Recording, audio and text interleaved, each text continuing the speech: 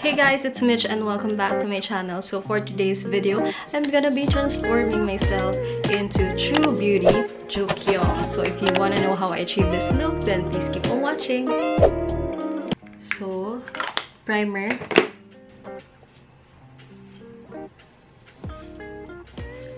Actually, napadami yung primer. Pero ikaw na bahala. Ikaw na lang magtansya kung gaano kadami yung primer. Huwag naman yung sobra. Ito actually, napadami ko to. Dapat nga hindi. Be careful na lang. Well, matatakpan naman yan ng foundation. Spread mo na lang all over your face. We will proceed to the foundation. Ganyan lang muna. Usually, binabasa ko yung sponge. Pero for this tutorial, hindi tayo magbabasa ng sponge. So, I'm just going to put it all over my face. Fast forward ko na lang. Basta pantay lang and i-blend mo ng maayos. Yun lang yung key doon. Don't forget your forehead. And then your neck. And don't forget to double check kung mayroon kayong hindi na blend. Kasi very important yun para maganda tignan yung face. Take time to blend. Pansin nyo laging Fenty Beauty. Kasi nagustuhan ko talaga yung formula ng Fenty Beauty. And okay siya sa skin ko. Nag-stick ako doon. Pero before, BB cream and cushion. Concealer. So, lalagay ko siya dito. Dati ginagawa ko siyang inverted triangle pero ngayon hindi na. Yung mga important na lang, yun yung nilalagyan ko. So, i-blend ko lang ulit. I know it looks funny. I-tap mo, tapping motion, pwede rin. Fingers. Then, yan ako siya with sponge. Pero kasing nawa-warm. I don't know. Yun lang yung feeling ko. Pero nakakapagod nga lang mag-blend ng tapping motion. Kaya minsan pagtatamad ako ginaganyan ko na lang siya. I-slide ko. Tapos babalikan ko na lang ng top. Kasi parang mas mabilis siya i-blend pag ganun. So, for the eyeshadow, this one, pink. So, all over.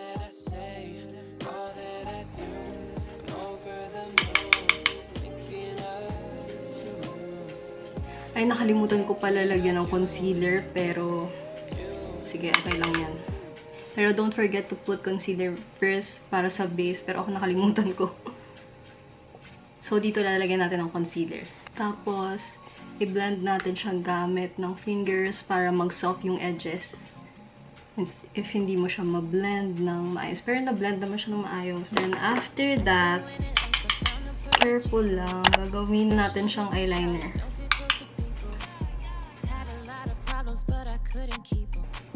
Ayan. Tapos, pwede mo dagdagan ng color.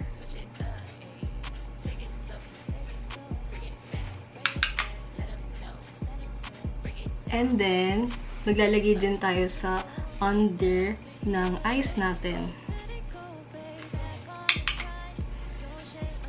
So, close to your lower lash line.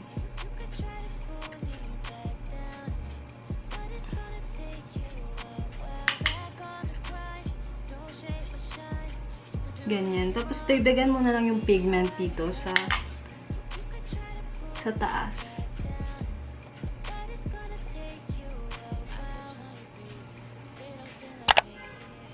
Tapos, haluan din natin siya ng color medyo yellow para kita. Pag Korean makeup kasi, hilig sila sa glitters. Tapos, kakapalan lang natin sa side. Actually, kahit di ka marunong sa makeup, madali mo siyang ma-recreate. Ganyan siya. Kasi soft na brown. Kung meron kang eyeliner na brown, go for it. Yan, smile ka lang. Tapos, lagyan mo yung eye bags na part mo. Yes, guys. Kung tayo tinatago natin, eye bags natin sila, ina-emphasize nila. Kasi para lumaki yung eyes. Yun kasi yung pinaka-important dito sa makeup na to, yung sa babang part. Tapos, get mo yung pangkilay. Tapos, lalagay natin sa under. Para kang magko-contour. Pero ilalim ng eye bags.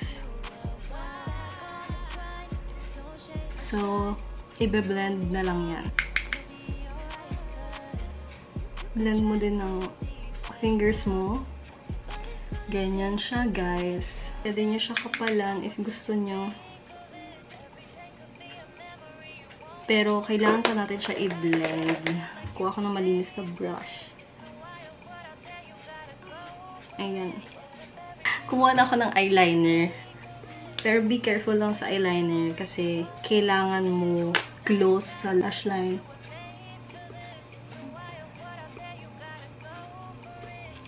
Ganyan lang. Baby na wing liner lang. Tapos papatungan natin yan ng brown na eyeshadow.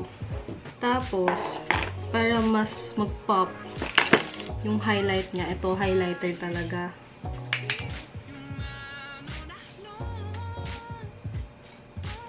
Ganyan. Tapos, lalagyan natin, sabi ko nga, ng brown. Patungan natin ng brown. Para mas soft tignan. Pero mas okay talaga if brown yung eyeliner mo kasi kahit magkamali ka onte, hindi masyadong pansinin. Parang natural lang siya. Kasi brown. Yung black kasi sobrang, kitang-kita. So, ayan. And then next, ganun din gagawin ko sa kabila. A few moments later. Para mas malaki yung eyes kasi nga yun yung goal ng makeup na to is malaking eyes. Ito, kung may white kayo na pencil, hindi ko alam tawag dito eh. Basta white siya na pwede magamit sa mata. Pero sa Lustrous to. Ayan. Sa waterline nilalagyan ko. Pero careful kayo pag first time yung maglagay. Ayan, para mas malaki tignan yung eyes. So, guys, kailangan natin i-blend. Careful ka lang sa cotton buds. Para hindi siya ganun ka-harsh. Ayan. Choice mo na yun if you want to put it. And then, next is sa kilay. Pansin nyo, straight yung kilay nila. Ako kasi hindi straight yung kilay ko eh. I-fill in ko lang yung gaps ng hair ko. Pero brown kasi yung ginamit niya. Ito kasi gray to eh. Gagamitin ko din is brown. I got the room twirled around your little finger. Ready anyone. Gagawin ko para mag-focus kayo sa parang orange na part, na brown na part, and hindi yung real kilay ko is yun yung gagawin natin. Nearer from where I left right at the start.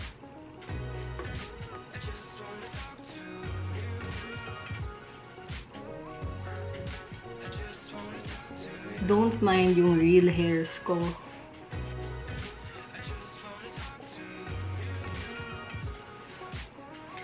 Tatakpan natin yan ng concealer.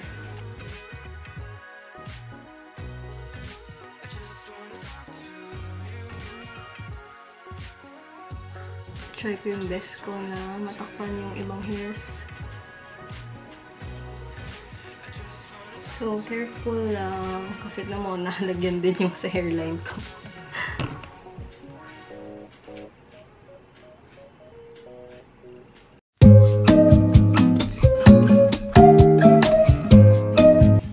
Para hindi masyadong halata yung real hair ko.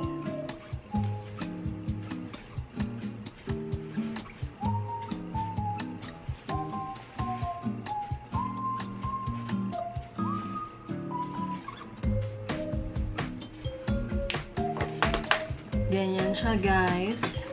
Okay, I really tried my best na gawing straight yung eyebrows ko. Pero, ayan lang yung kaya kong gawin. Yan. Hindi kasi straight yung eyebrows ko. If straight yung eyebrows nyo, then good for you. Kering magaya. So, imagine this is straight. So, for blush on, peach and pink. So, imimix ko na lang yung peach and pink. So, ayan. Peach, pink, mix it together.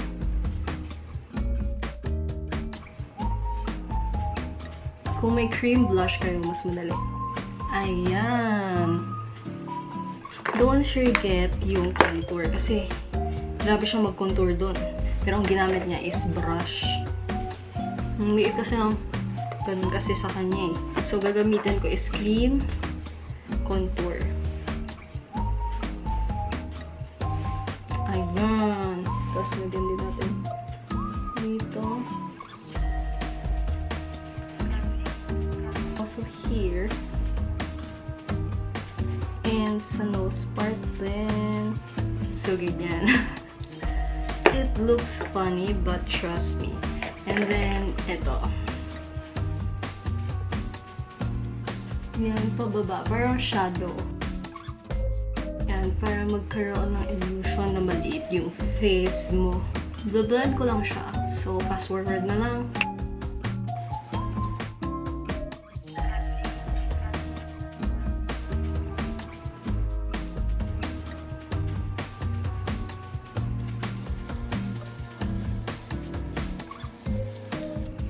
So, yan, na-blend ko na. Curl tayo ng lashes.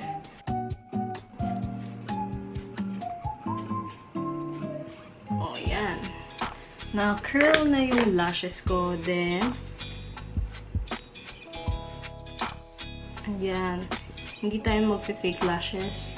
Kasi hindi naman siya nag-fake lashes. Pero if meron kayong natural na fake lashes para mas enhance lang tignan, wala. Mascara na lang. And nilagyan niya rin yung sa baba niya. Lagyan natin yung sa baba na part. May lampas dyan. Antayin mo lang siya mag-dry tapos cotton buds. And then sa under ng eyes, kasi dun yung lumampas, balikan mo. And then, ayun, wala na. Wala ako exact brand ng lip tint na ginamit niya. Pero meron akong lip tint. Ito. So, gitna.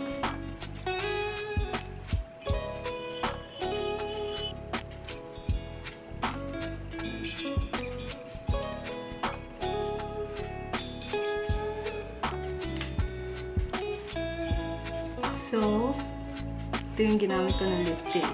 Is Lovetint from Benefit. So, this is the lipstick. I'll be back.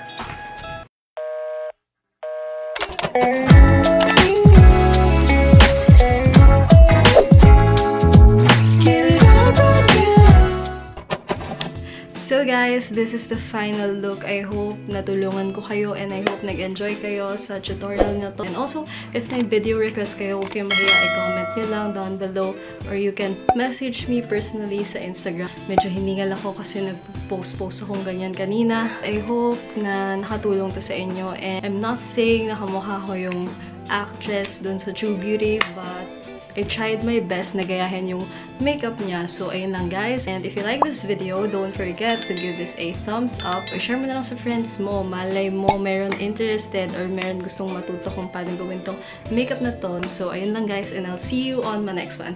Bye! Mwah!